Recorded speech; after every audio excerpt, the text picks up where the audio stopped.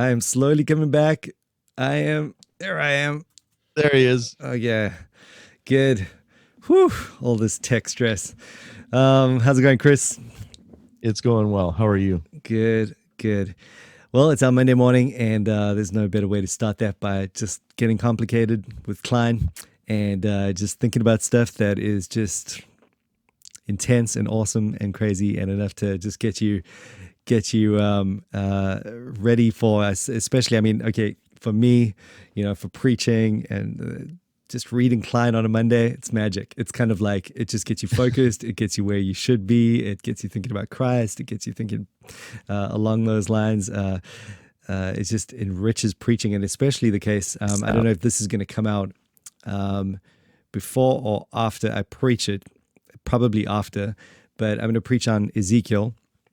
And Ezekiel's got kind of this intersection with Kleinian thought, big time. And that happens along the lines of I suppose all his books kind of cover it, but I would say Images of the Spirit and Glory in Our Midst are the two big ones here to think about Klein's understanding. I suppose it even goes into just like really the Sabbath at the end of the day and endoxation, I was going to say, and all those things we spoke about with the Imago Dei last time.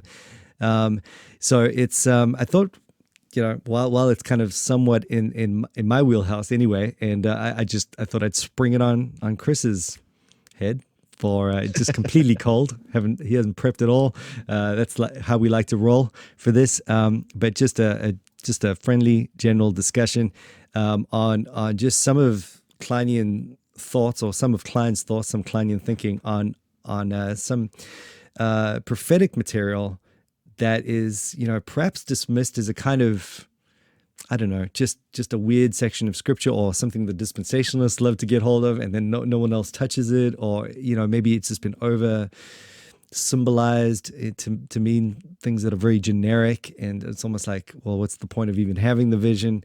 And then you come, and this is where I see Klein really just doing his thing, in that he comes and grabs hold of the details of the passage big time. And I'm thinking now of Ezekiel in the opening vision, but then strings it together as he does with all of those other things that are going on, at various points. Isaiah's vision, Zechariah's vision, just eschatology in general. And as we know, eschatology is not something that happens at the end of the Bible. It's something that's woven in from the beginning. So you can see how it just gets crazy very quickly. So that's right. It's a very rich subject. And I thought what I would do is just see how much of this I could incorporate into a sermon that I was going to do in terms of an overview of the book. I think probably I've bailed on making, because there's a lot of other stuff in the book also. And it's a bit of a difficulty when trying to give an overview to figure out where to major on. But I think I certainly want to just use the opportunity to talk on this podcast just a little bit about it, just if someone's interested, even just to know where to go and what he's kind of saying, just to get you started.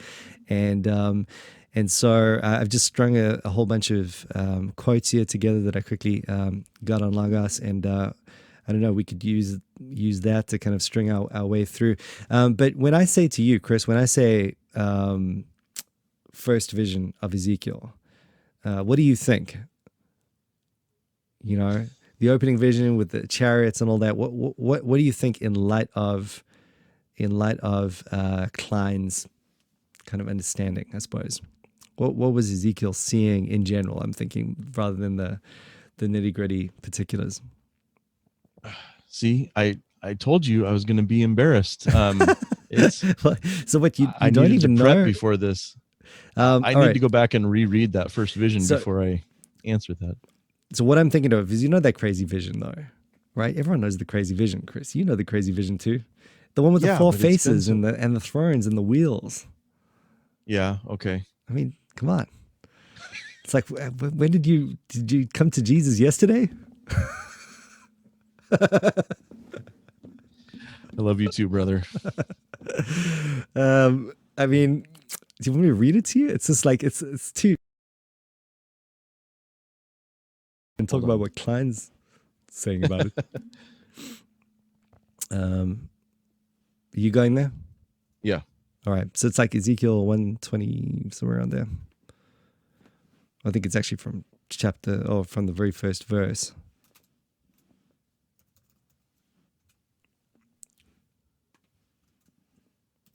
Okay. The crazy vision. Yeah. It's the crazy vision. It's the crazy vision that no one knows what to do with. Yeah. So knee-jerk stuff. I mean, we won't hold you to it, but what do you think? I mean, what is Klein basically talking about?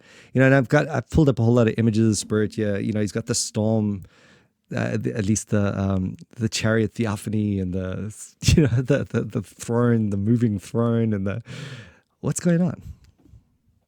I mean, like you said, knee jerk. The first place I want to go is Line says that the prophets were uniquely officers who he caught up into his heavenly council, and so they had access to visions and things that they just did the best they could to use, the Hebrew language to describe. Mm-hmm. This is really where Klein talks about prophetic idiom, where they're just grabbing at things in their Israelite experience to try to relate to what they saw. But yeah, and it seems like this would be a good place for that, just because, I mean, how do you describe what he saw? Right, exactly. Yeah, and it comes through in his language. He's like, it was as this, it was as something like this. And I suppose one of the things let me go ahead and read this one quote, this opening one, because this might be helpful in just kind of steering us here. Ezekiel's accounts of his ecstatic, and by the way, sorry, this is, if you did want to follow with us, this is on page 100 of Images of the Spirit. Ezekiel's account of his ecstatic visionary experiences provide the most elaborate biblical treatment of the glory theophany. As perceived by the prophet, it was a cherubim-propelled chariot with the glory figure enthroned above a firmament above the cherubim.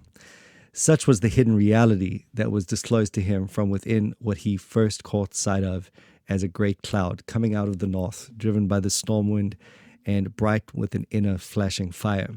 Impressed by the sound as well as the sight of the phenomenon, Ezekiel reports, "When they," that's the cherubim, "went, I heard the call of their wings, like the call of many waters, like the call of the Almighty, the call of the tumult, like the call of an army.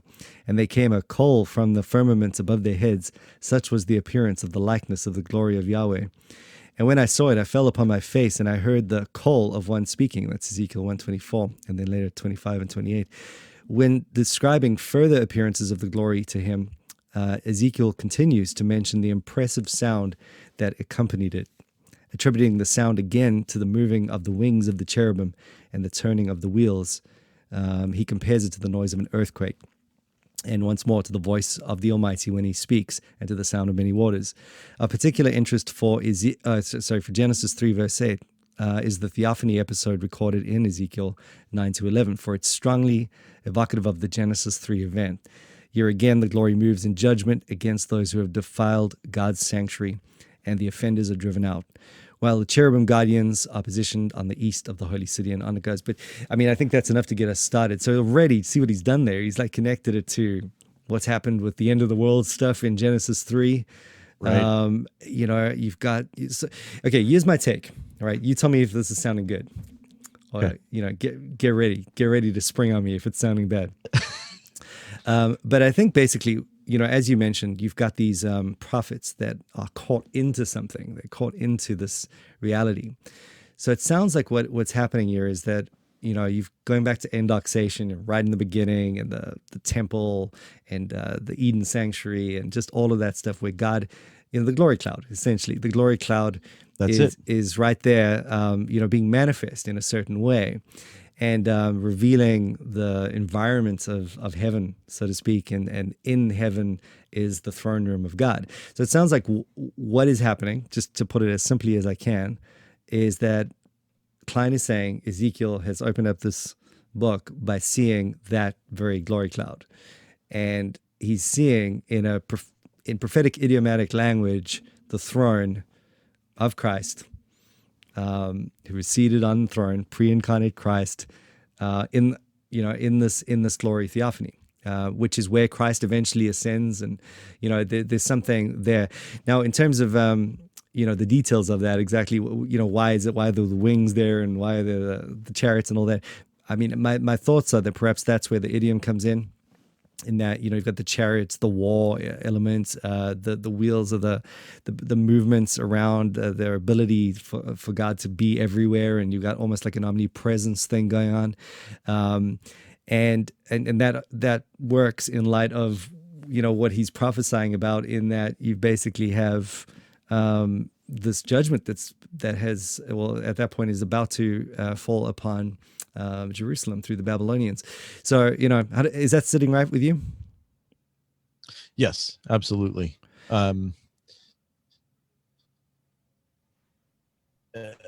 That's, as you were reading that quote, that's what came to mind, is the glory cloud. Right.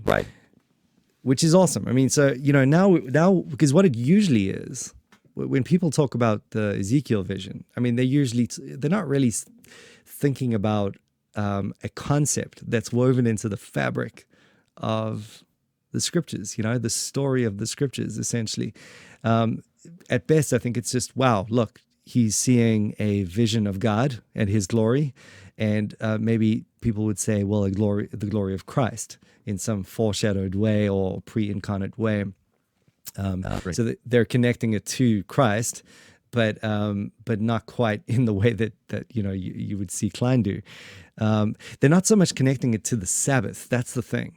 And to the place in which Christ eventually entered, and from whence he came, and you know what I mean. There's almost like such a bigger environment that's being worked with there as Klein develops Ezekiel's thinking. I think that's a great point, and it makes me think of Luther talking about the enthusiasts thinking that they can sneak up into heaven to get a sneak peek at God, and saying that's offsides. Yeah. We don't do. I mean, here God has brought Ezekiel into this, so it's not like Ezekiel's trying to do this himself. Yeah. But the point, I think, ultimately is that when God is ready, he reveals Christ to us. He sends his son to become incarnate as, the word become flesh. But Ezekiel has a special moment to take a peek at this and then try his best to describe it to us, like you said. But this isn't ours to go looking for the pre-incarnate Christ. Totally. And well, I mean, on that point, it is quite amazing how, I mean, let me try something ambitious. Let me just quickly work through the whole thing, just from beginning to end. And again, feel free to stop me or correct me. But again, if you think about this presence of this theophany, this glory cloud beginning of the story, held up as the goal of creation. It's the seventh day. It's the thing. It's the veil that will eventually get removed to show the glory covering all of the earth. It's it's that right up front goal of Scripture, the thing that Adam failed to get via his own works, and as we know, was exiled from the garden and was not allowed. Any attempt, as you just said, to get in there and see God at that point would be a fiery judgment by the angelic sword. Right. And so you have something very similar in that there's judgment. There's all these connotations. Certainly, by the time you get to Sinai, you see something similar again, where God's presence not on Mount Eden, but now on Mount Sinai, and the flaming sword judgment. No one wants it. No one can look at it. You have a mediator. But here's where it gets interesting for me, because you got Moses standing in as a kind of mediator at that point, going up the mountain on behalf of the people. Almost, has reference to kind of a sense of the hill as a achieving of what Adam failed to do. He also brings God down in that he brings these, instructions for a tabernacle, and then God comes down into the temple in this glory theophany. And right. but they're able to enter and at least have some sense of connectedness to that presence of God through blood sacrifice. So there's the way has been made open to Eden again, the imagery of the tabernacle and the temple, of course, later on. So you've got this really, I love the way that that just aside from Ezekiel, connects, and that's kind of, hopefully we've covered that at some level or another in previous episodes. But then where it gets amazing for me is that, the whole thing for Ezekiel is that the glory is like departing from the temple. And so it opens up with this very thing that God has essentially, made possible for man to have access to in the temple, which is nothing other than the very glory theophany from the beginning, the goal of history. So it's just a wonderful connecting point there. It's not a different thing. It's not a sort of a lesser idea. It's the very glory theophany that is the goal of history. And then, of course, we know that, the glory departs and the judgment comes. But then, to pick it up where you ended off there, I mean, the whole thing is that the temple will be rebuilt and the glory will enter in again. And rather than this being the giant dispensational temple at the end, it's going to, as we know, Christ very much understood it to refer to himself. He was the temple, and from him the living streams would flow. And, just on we could go about Christ's own understanding, not only as the temple, but as the mountain, as the one who reveals the glory, the one who's transfigured, it just keeps going. And so it's just, again, and then Christ basically enters in, when he ascends, he enters into this glory theophany, and he'll return again from this glory theophany to have it cover all of the earth where the veil is removed. And then there'll be no temple because the Lamb will be the temple and we'll all see the glory. So it's just like, wow, it's totally, it just takes what kind of hopefully people have already known at some degree or another, or to some degree or another, in that, hopefully, once you get out of dispensationalism and you see it's one story, you start seeing it's all about Jesus, and then you start seeing, okay, the temple has everything to do with it. But what I like about this is it takes these abstract, weird kind of very, like, what on earth is Ezekiel talking about? And it puts it into the mainstream of the fabric of that story. Right. It's not a arbitrary extra. It's kind of the thing, it's heaven itself, which is what he's seeing. And as a Christian, it makes me want to read about these prophecies. Whereas before, I got to be honest, I'd be like, I don't know, I'll just give that one a skip. It's just too much code going on there. And likewise for Revelation and whatnot. I mean, once you understand what's going on there, it just opens it up to you. But especially in the Old Testament, these prophetic texts, it's not like they're getting caught up to some different reality that's utterly irrelevant, even if it was an amazing experience for them to give us symbols that we could never crack anyway.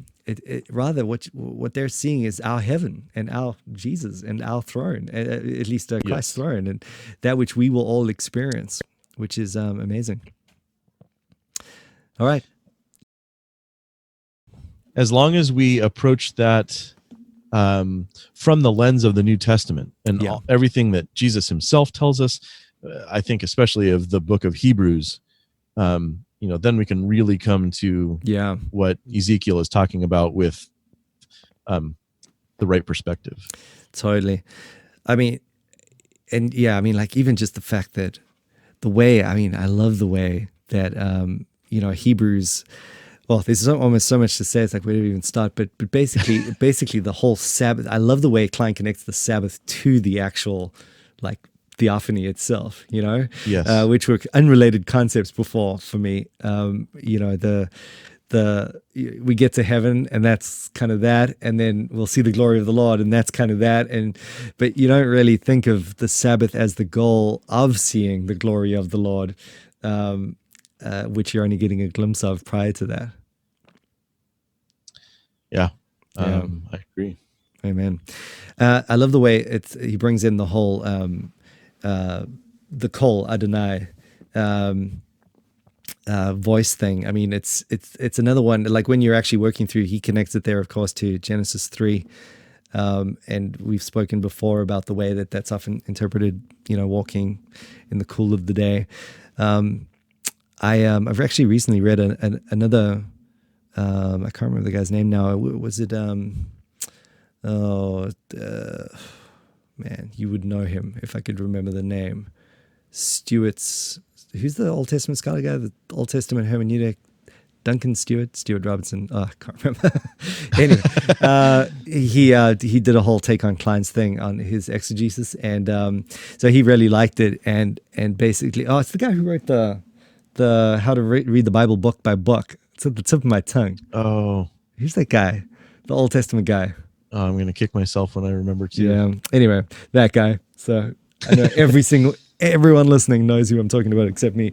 But anyways, that guy basically, looking at it, he was saying, well, if not the spirit of the day, certainly the wind would be better than the cool of the day, which still speaks of a associated sort of like, Pentecost-like wind spirit connection where something is going on that has something to do with judgment and the spirit. And anyways, bottom line is, we're seeing this like terrifying sound and thunder and end of the world and God's approach in an advent of judgment. And, one of the places that won me over to that idea was the way you start seeing this reflected throughout these visions that are surely visions that are going to talk about judgment upon Israel. And so, I think that's helpful for anyone looking at that as well. And then also just creating the picture for us in Genesis 3, because it's like, again, okay, obviously we're not going to go with God walking in the cool of the day, but I mean, how are you going to picture God coming at that point? And how is he arriving in Advent? And probably what's in view is this very thing, right? This very thing in Ezekiel at some level or another. You're seeing, I don't know, just a glimpse of another world, essentially. The same thing that you're going to see at the end of history when Christ comes out of this cloud. There's like I don't want to sound too sci-fi on this, but it sounds like the opening up of a dimension, like a portal almost, like a wait a minute, oh, this is too good to resist. Like a glory portal dimension. Well done, Mike. Thank you. You've got more than one hyphen in there. Yeah. But you've got this thing opening up, as it were, to what is there, but we just can't see it. And you can imagine, I mean, that just puts me right back in the garden. You can imagine this thunder and this end of the world experience, and then this like opening up to it's kind of everything I imagine to happen at the end, based on what Revelation talks about. But there again, you've got the end with Revelation, you've got the beginning, which is very, scant in its treatment, but then you've got images like this in the middle that kind of fill out both and certainly help us to see probably why it was that Adam and Eve were freaking out and hiding, and they were terrified. So calling for the rocks to fall upon them, essentially, I suppose. Exactly. Cool. So beyond that, I mean, in terms of the actual throne and stuff, this is where it gets crazy for me. And like, I wish I could understand everything he's talking about over here. But if you've ever looked at the whole way he connects it to, well, okay, here again is my best shot at it. But basically, he takes the Mount Armageddon thing, and I think what he's saying is that at the as the glory theophany, and I'm thinking by the way of page 207, around there in Glory in Our Midst, where he's basically talking about Ezekiel seeing that which is very, very closely associated to Zaphon, which is also Mount Armageddon, right? That's and also Zion. So basically, the whole idea there is the mountaintop. Well, no, Zion would be the non-redemptive equivalent. How does it work again? I can't remember now. Zaphon, the designation of the mountain, provides a connection between Armageddon, to which it is appositional in Isaiah 14:13, and Zion, with which it's equated in the opening two verses of Psalm 48. I don't even know. Are they even the same mountain at that point? It sounds like he's saying they're the same mountain. Yeah, that's how. So I think Eden was not the same mountain as Zion. That's what I understood. But they are being very closely connected, and then that's also referred to as either Zaphon or Armageddon. And anyways, bottom line is you've got this mountaintop, you've got this glory that was essentially revealed in Eden prior to the fall as a down payment of what was to come, and on the mountaintops, right throughout the story of Scripture, you're seeing what Ezekiel is seeing, essentially. Is that right? Right. Do you think that? Yeah. Okay.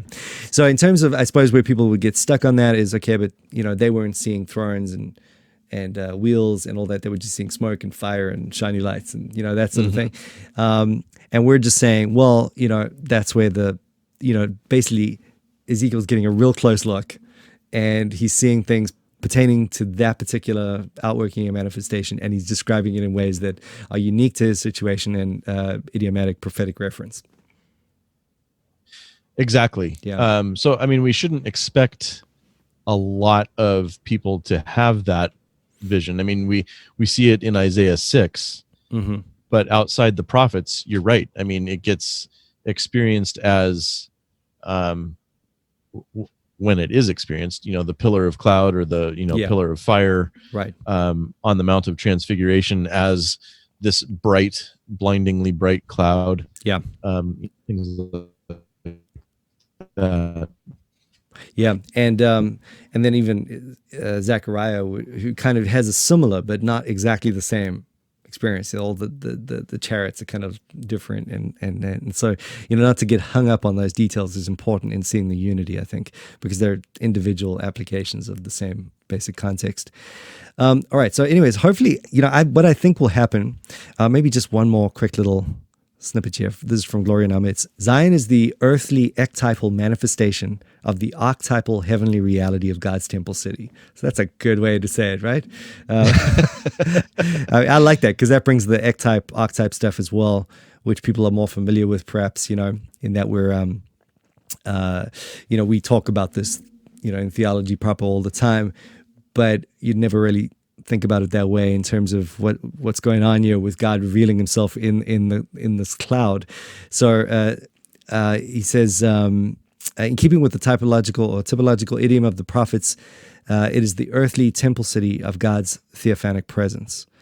Mount Zion, that is represented by the two bronze mountains. Okay, then we get into something else, indicative of this earthly location of the royal presence. That's, I think, so basically all I wanted to bring out there was just that, again, that mountain is getting woven right into the story. And so it's almost like whenever you see the three threads here that are almost like forming each other in terms of helping us understand how this all works, and why the only reason this is important is because it helps you to read your Old Testament in a way that you don't go crazy over.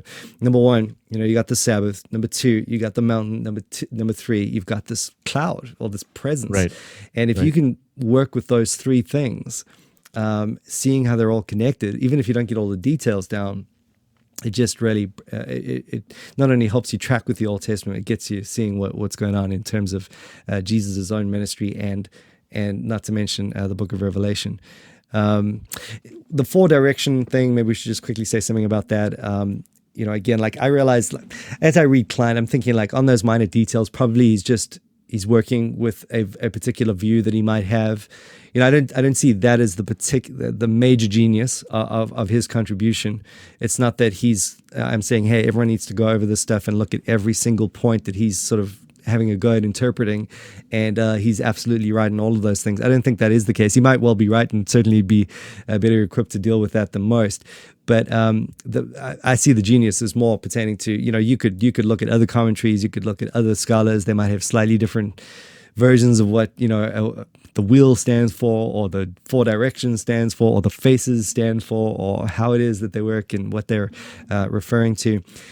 I don't, just that's fine. Just look at take those things on their own merits. But I don't think any of those symbols, nothing that I can think of even now, overturns this bigger idea that Klein's putting on the table. Again, these interwoven ideas.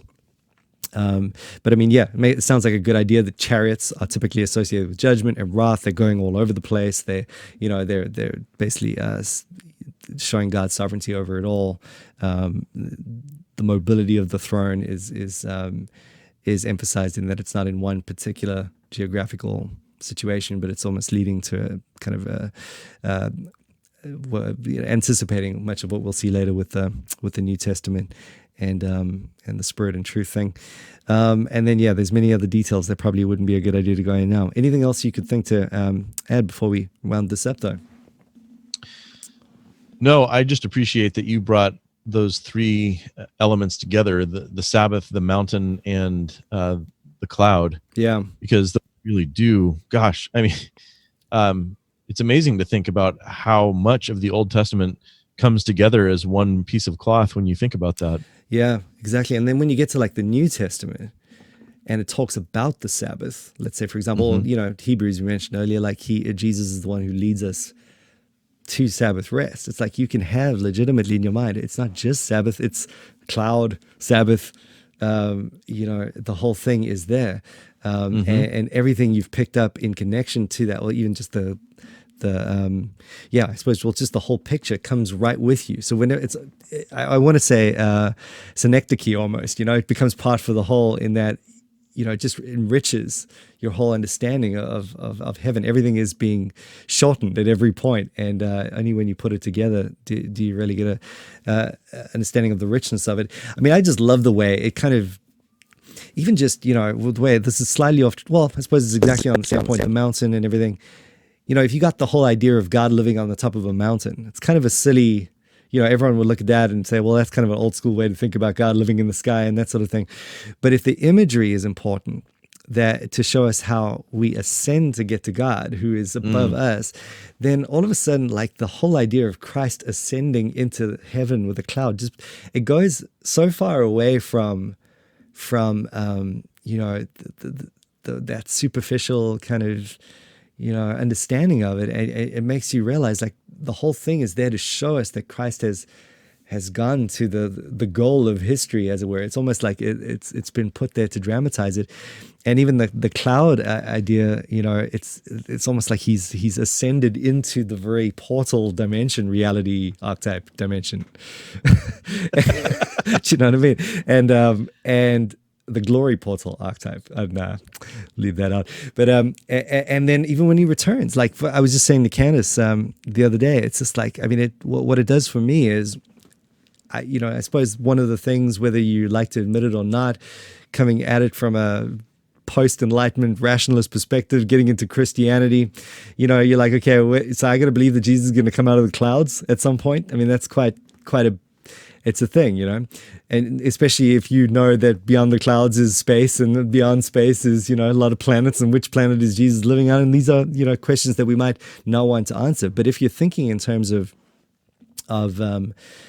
almost like a glory archetype portal dimension opening up, then with not just clouds, but a presence of God to judge, it becomes entirely more realistic. For lack of a better term there, I'm not wanting to indicate that the Bible's not realistic or anything, but it just feels more, wow, okay, if God is going to come and judge, it's going to be cataclysmic. We can almost imagine immediately that if there is a heaven that's concealed from our sight, it's going to unfold in that way. It's going to look exactly like it's described. And all of us, it's almost like we can all imagine ourselves seeing Jesus descend in the place that he ascended at that point and going, oh, of course, that's what everyone was talking about, rather than some weird little picture of a cloud and, a white horse on the cloud, and you know what I mean? Exactly. So, yeah, I mean, it's going to be terrifying, and it's going to be, again, the chariot thing is in view, Jesus approaching with the war horse, and it's just, that's what I love about this stuff. It makes you just, it's not just Ezekiel, it's what we're saying. Exactly. It's just blowing the whole thing open. Yeah. I mean, I think of the Mount of Transfiguration and the fact that the gospel writers describe it as a bright cloud. I mean, that's completely outside of my experience. Right. I have never seen a cloud that I would describe as bright. So there's that. Plus, Peter just gets completely disoriented. Totally. It doesn't even know what he's talking about. Classic, yeah. So I like the way you put it, that we will see Jesus and go, that's what they were talking about. Right. And like it's like they were all grasping at something very real and overwhelming, and because of those Sunday school pictures along the way, we've tended to cheapen it and turn it into some pretty little picture that can be sort of held. And that's like one step further to making Christianity feel like just another religion. And this undoes that. It just puts it onto, imagine what you would see Well, firstly, when you're on a flight and you see a massive cloud or whatever, it is pretty darn glorious when the sun's hitting it. And, so a cloud is a great thing to talk about when you're talking about glory, just because it's just, it's totally heavenly in that sense. But imagine that. I mean, even last night we had this intense windstorm thing. I mean, anyone who's ever been under any kind of roof when the wind is about to rip it off, I mean, it is a frightening reality, so you can kind of put that wind idea together with this glory idea of the cloud. And yeah, like you said, it's shining. It's not like a normal cloud. It's like this light that you can't even understand. And this, I mean, a thunderclap, if anyone's ever heard one of those close up, I mean, that on its own is enough to put you out. And so you've got this thunder call voice with this wind is always associated, and you start getting a sense of how terrifying this thing is and how glorious this is, and really how unearthly this is, and really we're talking about God, at the end of the day, not some Sunday school picture. So anyways, hopefully that's helpful to someone, and again, just a little bit of a weekly motivator to get stuck into reading some Klein on these sorts of things. If that helps you. I'm always a little bit torn in that I want to just go because we read Klein, and honestly, sometimes you have to get yourself out of it and go, whoa, this sounds like he's just running with some sci-fi, almost it feels that. But it's really just the words that he's chosen, and he himself is wrestling with the same concepts that the prophets were wrestling with, in that he's just trying to bring it in a slightly fresh perspective and maybe in ways that they would be termed today. So, not to I would just advise that people don't get put off by that sort of thing, but rather just read it through and just give it a chance and just let it sort of reshape some of your thinking on this stuff. And images of the Spirit, I think, is probably the way to start there. I don't know. I mean, I've tried Glory in Our Midst a few times and I've failed. So if you fail and you read it and you're hearing this, then join me. But I found Glory in Our Midst, at least images of the Spirit, to be totally intense, but very lucid and trackable in that sense. And perhaps more of a systematic theology level. So, for whatever that might be helpful for. And I'll just make a quick plug for the Glory Cloud podcast here, because we have discussed our way through both of those books. Yeah, true. And so I would encourage your listeners not to be intimidated by either book. If you do get stuck, you can just find one of those episodes where we talk about that, and hopefully that gets you through it. Yeah, so Glory in Our Midst was fairly recent for you guys, and then was Images of the Spirit, that was way back, right? That was one of the first. Yeah, okay, cool. So just to go track back in the archives there for the Images one. But yeah, very, very helpful, both of those. So yeah, good plug. We always want to be checking Glory Cloud out. Been loving the episodes you guys have been doing lately, by the way. I don't know if I've said that already, but yeah, it's been great just getting the Kleinian application stuff. Very cool. Cessationism. Yeah. Come on. All right. So we'll leave it there for now. Thanks, Chris. Appreciate you working with me on that and swimming your way through some Kleinian, what is the word? Kleinian overwhelmingness, drowningness. Dude, it's amazing. But deep waters. Deep waters is a good way to put it. It's the only way to do it, though. You just got to jump in and, I was listening to Lee say, with Greek, you just got to get out of first year. You just got to start reading it. It's a very similar thing with Klein, isn't it? Yes. It's actually a very similar thing with anything beyond your comfort zone, is what I'm starting to realize. You just got to jump in there and go for it. And it's no different with Klein. Anyway, cool. Let me leave it at that. Thanks a million, Chris. Appreciate it. My pleasure. Thanks for having me.